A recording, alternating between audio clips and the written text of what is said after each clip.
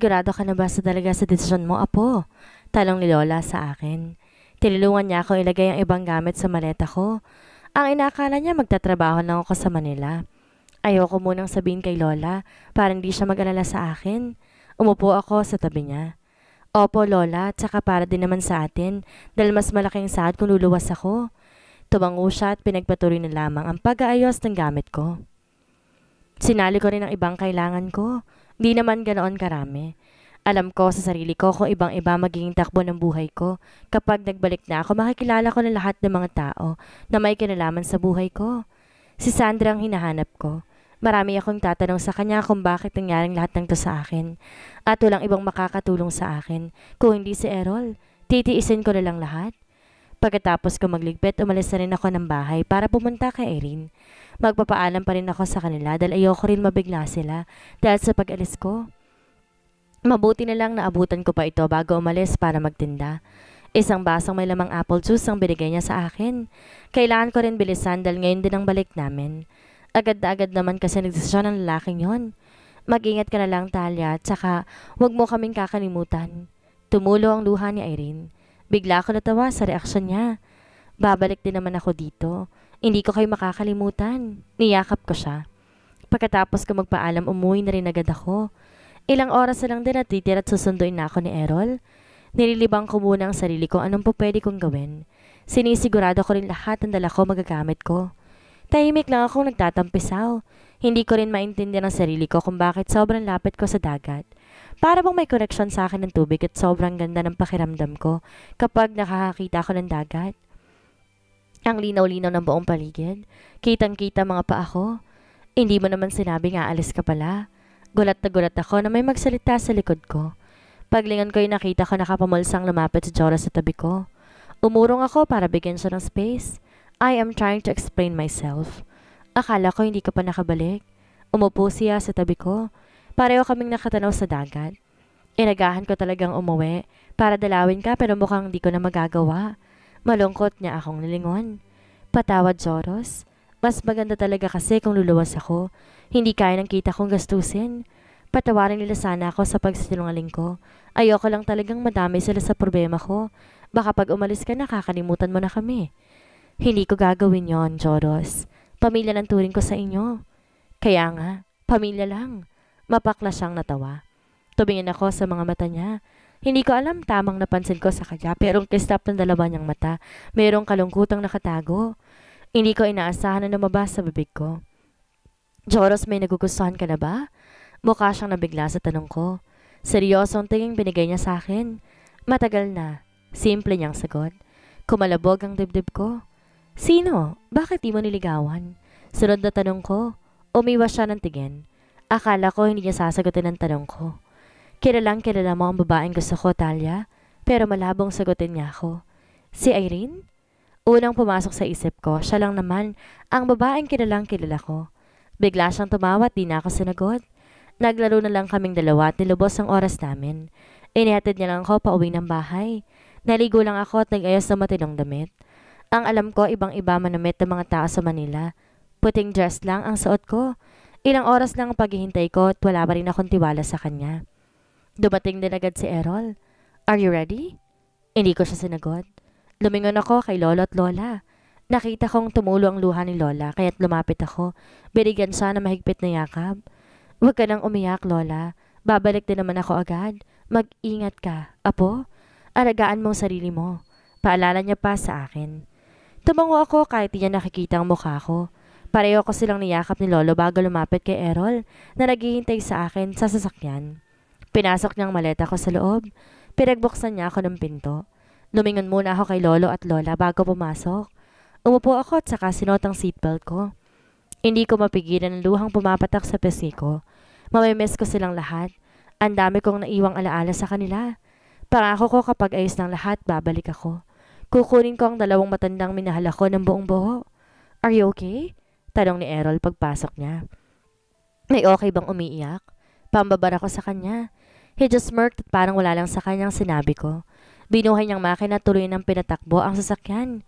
Hindi ko inalis ang tingin ko kay Lola hanggang sa mapalayo na kami. Tahimik lang kaming dalawa. Walang nagsasalita.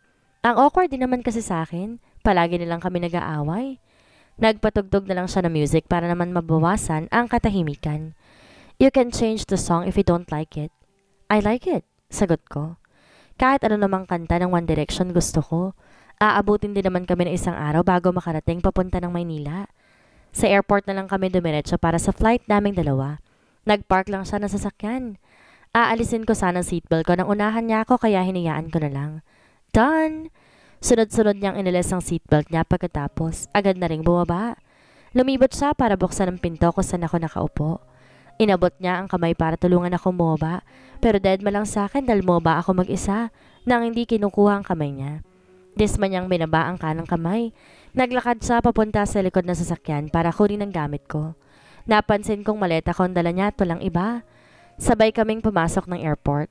Pagpasok namin ang daming taong nakatingin. Hindi sa akin kundi sa kanya.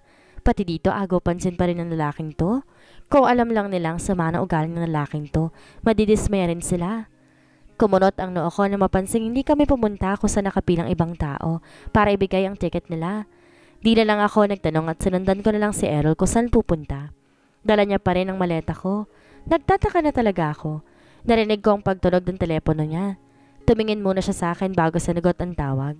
Nanatili lang siya sa tabi ko. Be ready, lalabas na kami.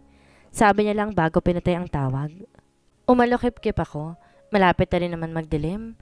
Paglabas namin isang malakas na hangin tumama sa buong katawan ko. Sobrang lamig. Kumunot ang noo ko na may maramdamang jacket na nakapatong sa balikat ko. Uulan noon. Ngayon, baka lamigin ka. Sabi niya lamang. Salamat.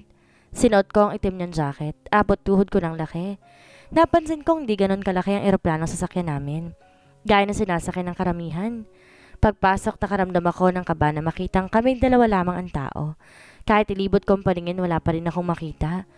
Asan sila? Sinong sila? Balik tanong niya. Yung ibang mga pasahero. Tumawa siya kaya mas lalo ko na inis sa kanya. This is my airplane, baby. Sa tingin mo ba papayag akong sasakyan ng ibang taong eroplano ko? Di ko naisip kagad yon. Kaya naman para ibang-ibang disenyo kumpara sa normal na eroplano lang. May kwarto ditong pwede mong tulugan. You can use it. Umirap ako. Para naman pinapamukha niya sa akin isa akong dukha. Nasa likod ko siya nakaupo. May dumating na babae at may dalang pagkain. Nilagay ng pagkain ng sa harap ko. Have a nice flight, ma'am. Nginitian niya ako. Pagkatapos ko magpasalamat, umalis na rin ang babae. Sa sobrang gutom ko, nilantakan ko ng pagkain na kalapag sa harapan ko. Lumingon ako sa likod. Nakita kong umiinom lang ng tequila si Errol habang nagbabasa ng libro. Nahuli niyang nakatingin ako sa kanya kaya bigla siyang ngumiti at ibinaba ang hawak na libro. Hindi ka ba nagugutom? Tanong ko. I am not. Eat your food, baby. Matagal pa ang biyahe natin. Kumain na lang ulit ako sa sobrang busog ko at di ko na malayan. Nakatulog ako. Naramdaman kong may bumuhat sa akin at pinahiga ako sa malambot na bagay. Dahil sa antok, di ko nagawang imulat ang mata ko. Isang malambot na bagay ang dumapo sa noo ko. Good night, baby. Have a nice dream. Nasa kalagitnaan na ng biyahe na magising ako. Bumangon ako at tinilis ang kumot na nakabalot sa katawan ko. Nilibot ko ang paningin ko. Nasa puting kama ako. Buwaba ako at sinot ang sapatos ko. Binuksan ang pintuan. Nasa eroplano pa rin ako. Sumilip ako at nabutan kong seryoso nagtatype si Errol sa harap ng laptop. Sa lubong ang dalawang kilay niya. Palipat-lipat lang tingin niya sa telepono at laptop. Ngumiti ako at bumalik na lang ng kama at pinagpatuloy ang pagtulog. Jessa's POV. Sumilip ako sa kwarto ni Shaira kung saan palagi nakatambay si Tita Claudia habang hawak ng larawan ng anak. Mukhang wala na rin ako mapapala sa kanila. Pero hindi ako titigil hanggat di pinapasa sa pangalan ko lahat ng kayamanan nila. Pero nakakainis na lulugi na sila at napupuno ng utang. Wala pa rin silang plano. Pag ako napuno, aalis na ako sa poder nila. Patay na ang dalawang anak nila at kahit kailanman hindi na mabubuhay ang patay. Nilawagan ko ang pagbukas ng pinto. Di man lang niya ako nilingon. Tita, mainahan kong sabi kahit sa loob-loob ko, punong-puno na ako sa kanila. Dapat nga mamatay din sila eh.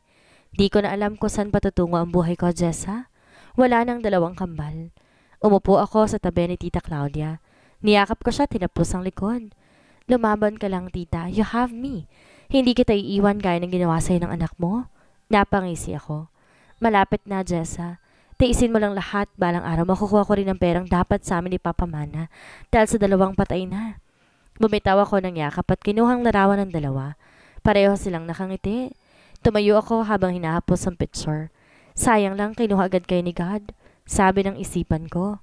Nilapag ko ang picture at bumalik ulit kay Tita Claudia para tulungan siyang tumayo. May katandaan na rin si Tita. Kung patuloy niyang papabayaan ang sarili, may posibilidad na susunod din siya sa yapak ng mga anak. Kung mangyari mo yon, ako yata ang pinakamasayang tao sa buong mundo. Ingat ka, Tita, sabi ko dahil muntik na siyang madulas sa hagdan. Kung itulak ko na kaya para matuluyan na. Salamat sa lahat, Jessa, sabi ni Tita sa akin matapos kong tulungan umupo. Ngumiti lang ako. Sinenyasan ko na maghanda ng pagkain ng mga kasambahay.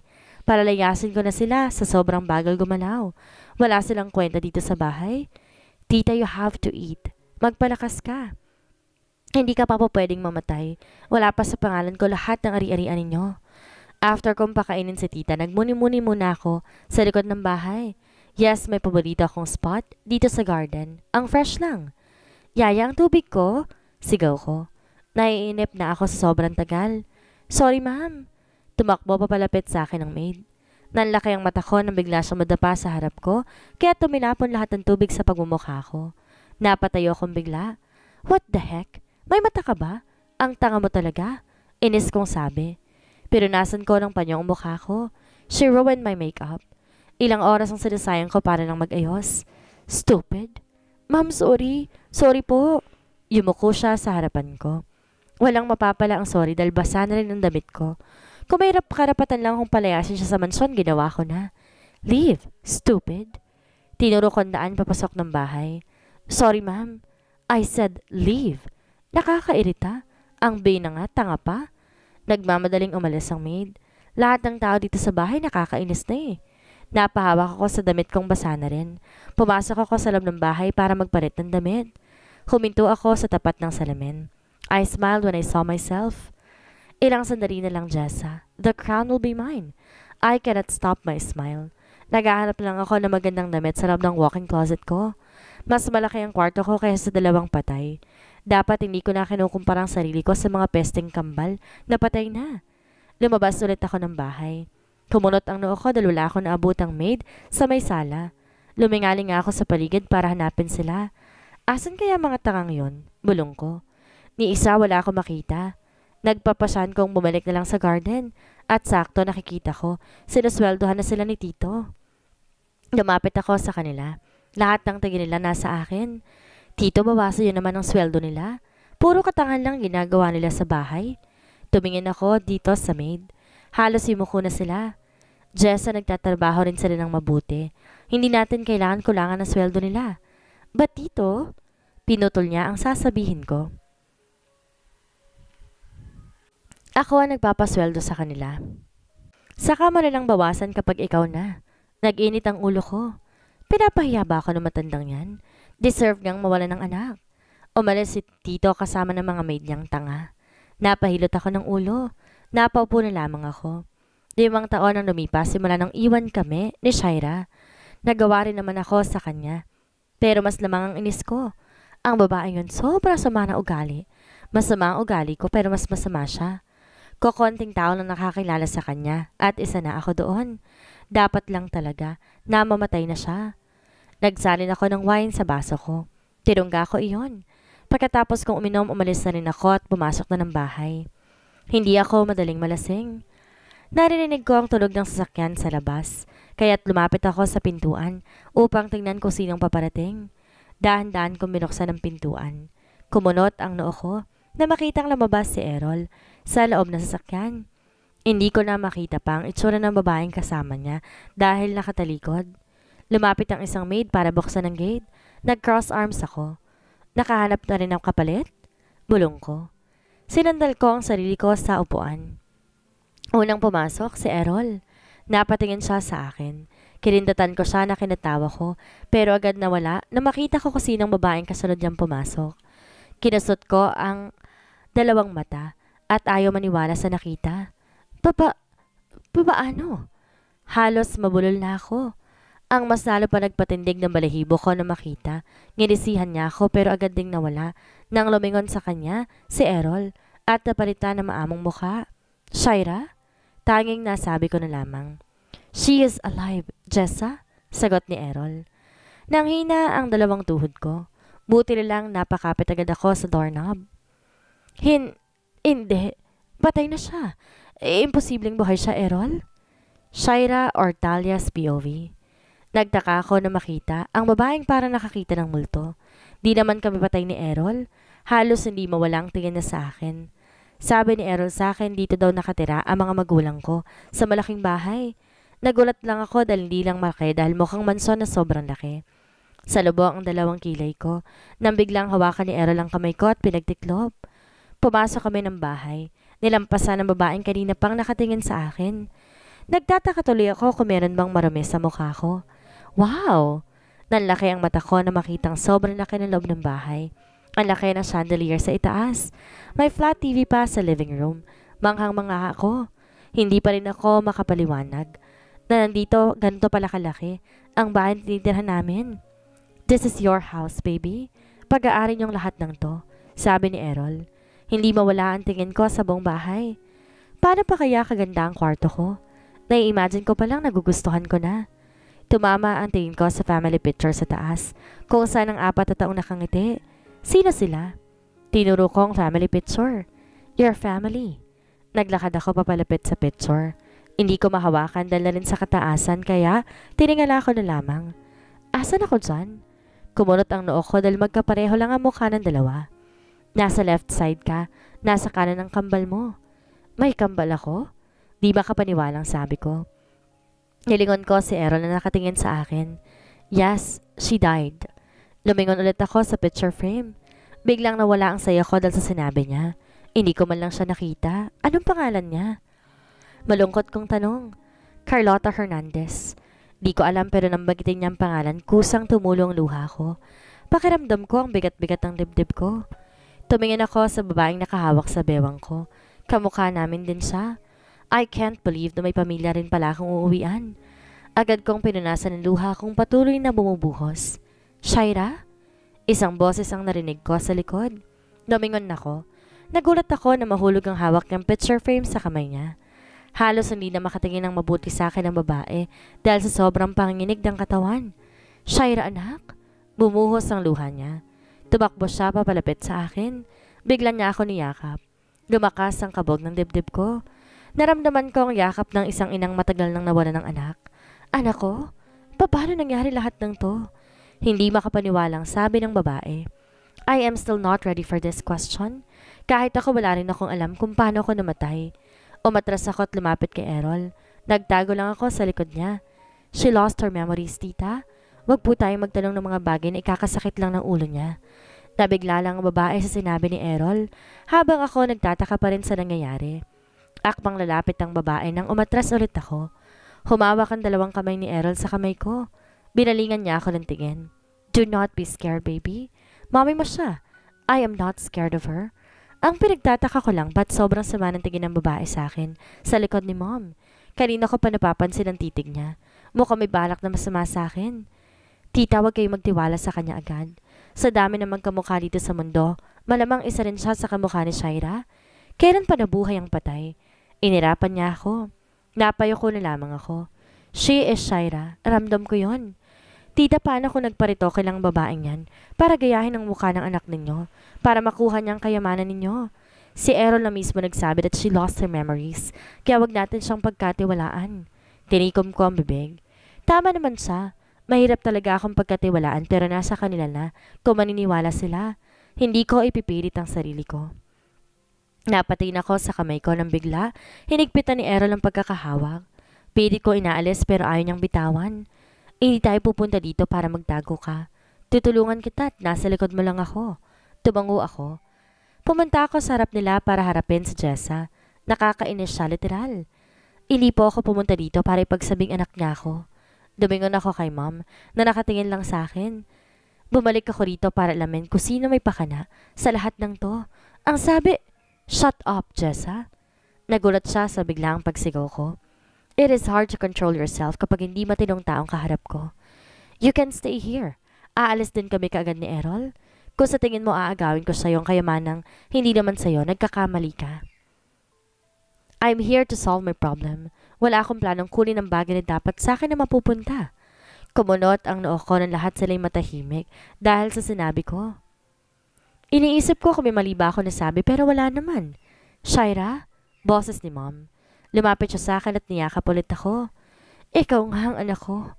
Narinig ko pang pagsinghot ni Mom sa balikat ko. Nagdarabog na umalis si Jessa pero hindi nakalampas sa masama niyang tingin sa akin na halos patay na rin ako. After namin makipag-usap, umalis din agad kami ni Errol. Ayaw ni Mom pumayag pero wala siya nagawa dahil mapilit ako. Ayoko makasama ang babaengan sa isang bahay. Baka araw-araw gulo. Tahimik lang kaming dalawa sa biyahe pabalik ng Manila.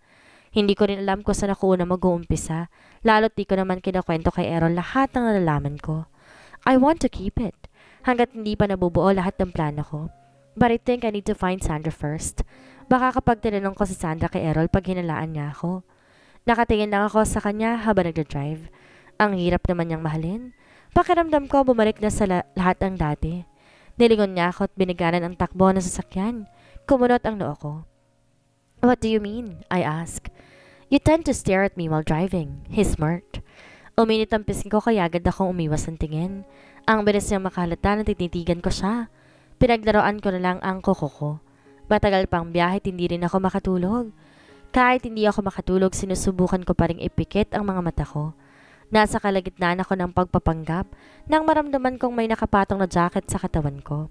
Sana, ako na lang napanaginipan mo. Magsiselos talaga ako kapag yung Joros ang lilitaw sa panaginip mo. Bulong nito malapit sa tenga ko. Anong pinag-iisip niya? Bakit nadamay naman si Joros? Ano ngayon kung mapanaginipan ko si Joros? Wala namang masama doon. Hindi ko na mahagip ang presensya niya sa tabi ko pero nanatili pa rin nakapikit ang mata ko. Ilang minuto na rin ang lumipas. Nakangaling na ako sa posisyon ko. Binuklat ko ang isang mata at sinilip kung anong ginagawa niya. Seryoso lang tong nagdadrive habang nakatingin sa kalsada. Nang makitang lilingunin niya ako, agad kong ipidikit ang mata ko. I know you're awake. Narinig kong boses niya. Nagmulat ako ng mata. Inis ko siyang tinignan. Paki mo. Mahina siyang natawa dahil sa inasta ko. Cute. Ano? Di ko narinig ang sinabi niya dahil mahina lang. Nothing. Umiwas siya ng tingin. Hindi ko na lang siya pinansin pa ulit. Nasa kalsada lang ang tingin ko. Sa lubong ang dalawang kilay ko nang ilahad niya sa harapan ko ang telepono niya. You can use my phone kung gusto mo. Ayoko, baka may makita pa ako dyan. Pagtatanggi ko. Okay. Ibabalik niya sana ang telepono sa bulsa niya nang bigla kong hablutin to. Anong password? Your name. Talia? Sinubukan kong itype pero incorrect lang. Your real name. Nang subukan kong Shaira, gumana na ito kaya't nabuksan ko na. Ang plain ng wallpaper, wala man lang kabuhay-buhay. Naghanap ako ng apps na po pwedeng paglaruan. Bukod sa ML na hindi ko naman alam paglaruan, yun lang ang games. Wala man lang Candy Crush. Gumilid pa ako ng konti dahil bubuksan ko ang gallery niya. Ang lakas ng kabog ng dibdib ko nang makita ang laman ng gallery niya. Binuksan ko isa-isa ang mga picture. Lahat ng picture ako lang. Halos manginig ng buong kamay ko habang hawak ang telepono niya. Secretly photo dahil mukhang hindi ko rin alam na kinukunan niya ako. May picture din ako habang natutulog, nakaupo o kahit nagluluto. Tumigil ako kakascroll na mahagip ng mata ko. Ang picture ko sa nasa ospital ako. Ang daming makasabit na kahit ano sa buong katawan ko. The last photo of you. Nilingon ko siya. Bahagya ako nagulat sa sobrang lapit ng mukha namin. Halos pigilan ko ng hininga ko. Binalik ko agad ang telepono sa kanya para lumayo na rin siya. Lumingon ako sa bintana. Uminto kami sa harap ng malaking bahay. Nandito na tayo. Inalis niya ang seatbelt ko. Pagkatapos niyang alisin, sunod naman niyang inalis ang sa kanya. Inunahan ko na rin tong buksan ang pinto na sasakyan. Kaya ko naman lahat gawin. Inihilig niya lang ako ng pangunahan. Bumaba na rin ako. Umihip ng malakas na hangin na tumama sa buong katawan ko. Suot ko pa rin naman ang jacket ni Errol kaya hindi na rin ako nilalamig. Tumingala ako sa bahay. Napaka-pamilyar sa akin ng buong paligid. Naramdaman ko ang pagtabi sa akin ni Errol kahit hindi ko siya binigyan ng pansin. We live here. Ilang tao lang nakatira? Tayong dalawa lang. Sa laki ng bahay, bakit tayo lang ang nakatira? So nung nawala ako, ikaw lang ang tumitira dito? Yeah. Hindi ka nagdadala ng babae? Binilingan ko siya ng tingin. Parang bata itong umiling. Nagbumukha naman kasi akong nanay na pinagsasabihan ng anak. Isang beses lang ako nagdala ng babae dito. Pag-amin niya. Tumango ako. Hindi ko rin alam kung maniniwala ako sa kanya. Yung naalala ko pa iba't ibang babaeng nakakasama niya. Nauna siyang pumasok ng bahay at nilawagan niya ang pagbukas para makapasok na rin ako. Nilibot ko ang tingin sa buong bahay. Halos pamilyar sa akin ang buong paligid. I did not change the design dahil alam kong paborito mo ang gray and black. Lahat ng kortina puro black and gray. Bakit parang ang lungkot naman ng bahay? Pwede mo nang palitan, sagot ko. Why? I thought you don't want to change. Tao ang nakatira dito, hindi multo. Bumuntong hininga siya at gumiti na lamang din. Sinanyasan niya muna akong maupo sa sofa. Bahagya siyang lumayo. Narinig kong may kausap siya sa telepono, pero hindi ko maintindihan ang pinag-uusapan nila. Wala man lang picture na nakasabit sa buong bahay. Isang painting lang ang meron at di ko pa maintindihan kung ano ang nakapaint. Sa sobrang laki ng bahay na halata mong walang kabuhay-buhay. Marami namang gamit pero puro black. Ano bang trip ko nun at ginawa kong ganitong bahay? Di niya man lang ako pinipigilan. Imbes umupo, nilibot ko ang sarili sa bakuran. May pool din sa labas. Sobrang linaw ng tubig. Halos kitang-kitang reflection ko sa tubig. Shaira? Narinig kong boses ni Errol. Mukhang hinahanap na rin niya ako kaya bumalik na rin agad ako sa loob. Nag-order na lang ako ng food natin. Gutom ka na ba? Umiling lamang ako. Hindi pa naman ako gutom. Gusto ko pang ilibot ang sarili sa bahay. Kumunot ang noon niya sabay tingin sa mukha ko. Naglakad siya papalapit sa akin. Aatras sana ako nang bigla niyang hulihin ang bewang ko. Halos malimutan ko ng huminga sa sobrang lapit ng katawan namin. Ang bilis-bilis ng tibok ng puso ko. Nang ilalapit niya ng kamay ko, pinikit ko ang mata ko. Akala ko hawakan niyang pisi ko kaya hinintay ko na dumampi ang palad niya. Pero na magmulat ako ng mata na abutan ko siya nakangisi sa harap ko. Do you expect something? He smirked. Tinulak ko siya. Ang init-init ng pisi ko. Nilampasan ko siya sa sobrang inis ko. Napahiya na naman ako. Kailangan niya ba ako titigilan sa pangaasar niya? Nakakainis siya, sobra. Umasa ako eh. Umupo ako sa sofa at hindi siya pinansin. Wala na sa plano ko maglibot pa ulit sa bahay. Nakakasira siya ng mood. Nakita kong lumabas siya ng bahay habang nakapamulsa. Pagbalik niya may dala na rin tong paper bag. Huminto siya sa harapan ko. Let's eat para mawala naman ang inis mo sa akin. Natatawa niya pa rin sabi. Hindi mawawala ang inis ko sa kanya. Bigla tuloy ako nagutom kaya't sumunod ako sa kanya sa kitchen. After namin kumain, naligo na rin ako. Buti na lang may mga damit pa rin ako dito sa kwarto. Lahat ng yon kasya pa rin sa akin. Ang linis ng buong bahay, wala man lang ako nakitang kahit konting alikabok. Sigurado naman akong hindi siya naglilinis. Pati nga pagluto, hindi niya alam gawin. Napalingon ako nang bigla siyang pumasok. Buti na lang may suot na rin akong damit. Hindi siya nagsalita at nilagpasan na rin ako. Pumasok siya ng bathroom, dala ang tuwalya sa balikat niya. Ginamit ko ang hairdryer para matuyong basa akong buhok. Ilang minuto lang lumabas din si Errol. Napakurap-kurap ako na makita ang refleksyon niya sa salamin. Tanging tuwalya lang ang suot niya. Ginulo niya ang basa niyang buhok at tumingin sa akin sabay ngisi. Kumuha lang siya ng damit sa walk-in closet. Mas lalo pa ng laki ang mata ko ng boxers lang ang suot niya. Umiwas ako ng tingin. Di ba siya aware na hindi ako komportable sa suot niya? Halos kitang-kita ko ng buo niyang katawan. Saan ako matutulog? Tanong ko. Sa kama tayo matutulog. Hindi tayo magtatabing matulog, Errol?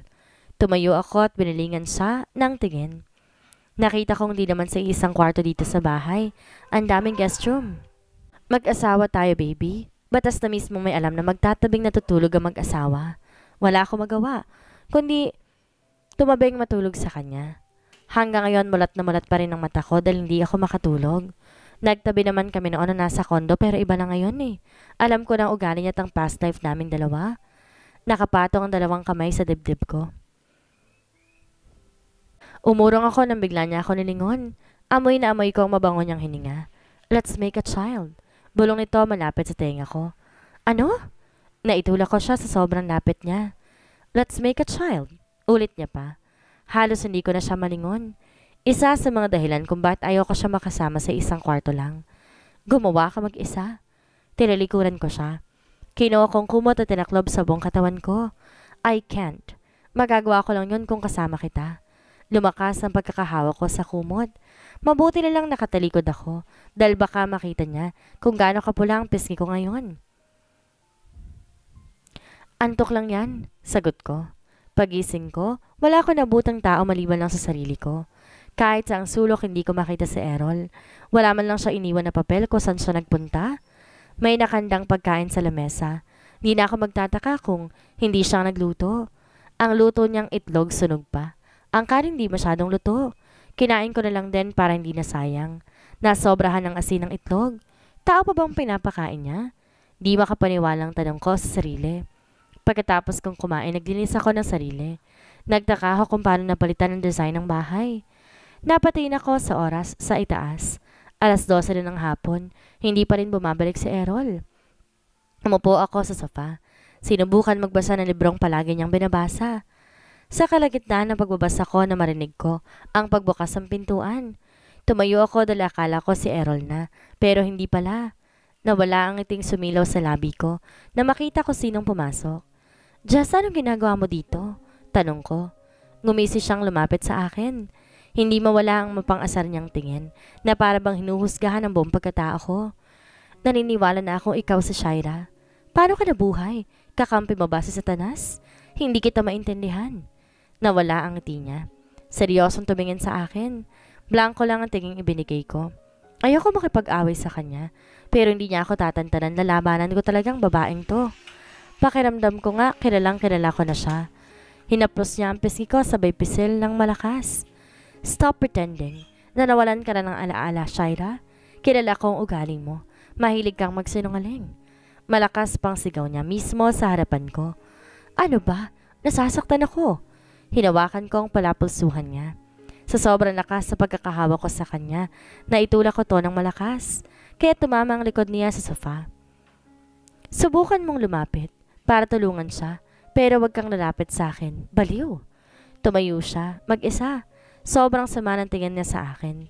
Ayoko talaga ng gulo. Mahihirapan akong kontrolin ang sarili ko kung ipagpapatuloy niya ang pagsugod sa akin. Umalis ka na, Jessa. Mahinahon ko pang sabi. Mapakla siyang natawa. Nagulat ako nang biglang may pumalakpak sa likuran ko.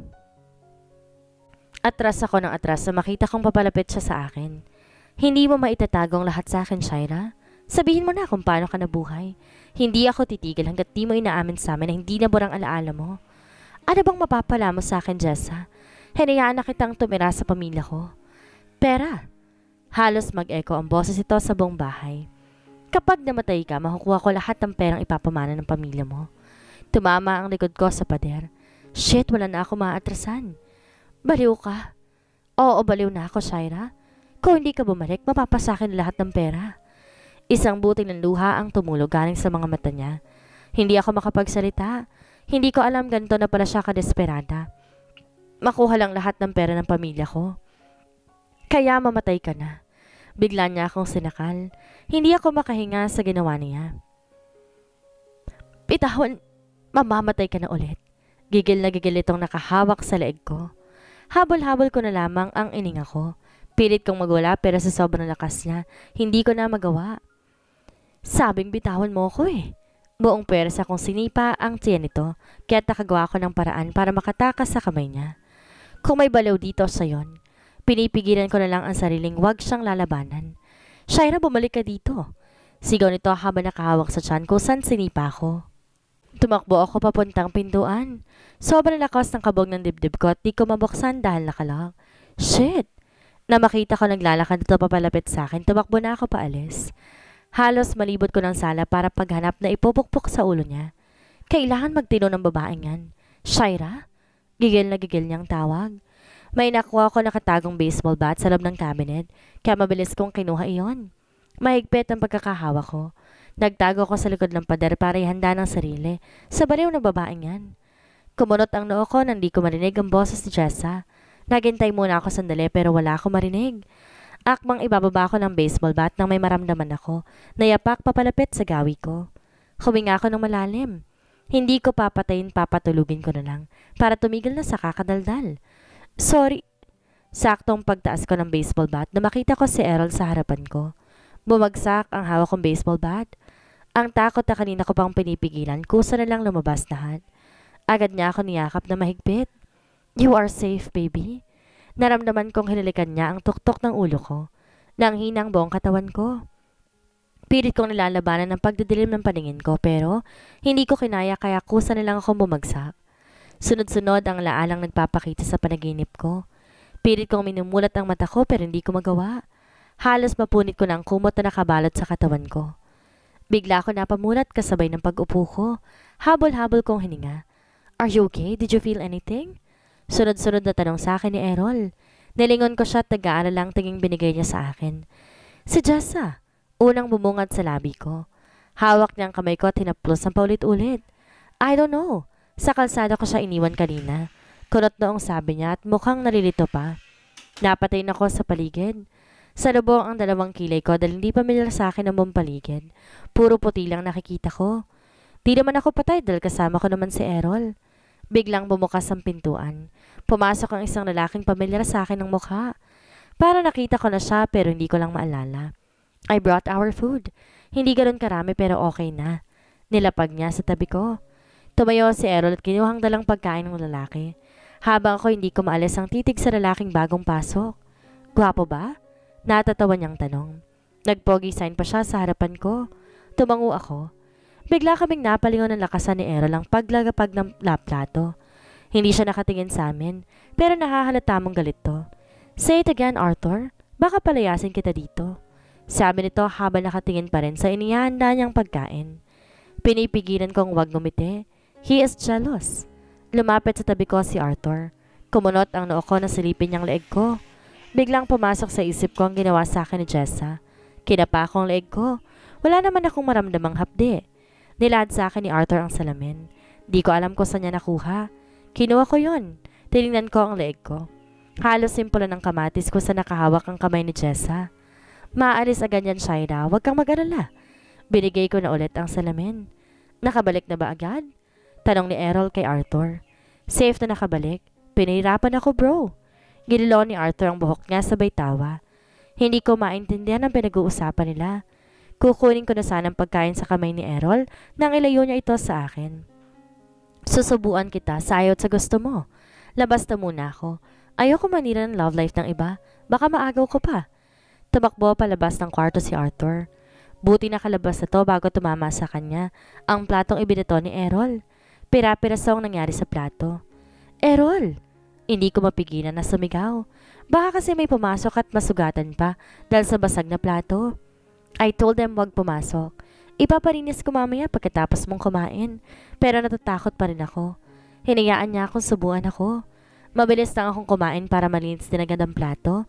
Pero laking gulat ko nang si Arthur ang naglinis ng basag na plato. Paulit-ulit tong nagmura. Pasalamat ka lang talaga. Puwisit ka, Errol. Inalis kong kumot na nakabalot sa katawan ko. Buwaba ako. Tutulungan ko na sana to sa pagwalis ng ilayo niya. Take a rest, Shaira. Baka hindi lang platong abutin ko sa lalaking yan.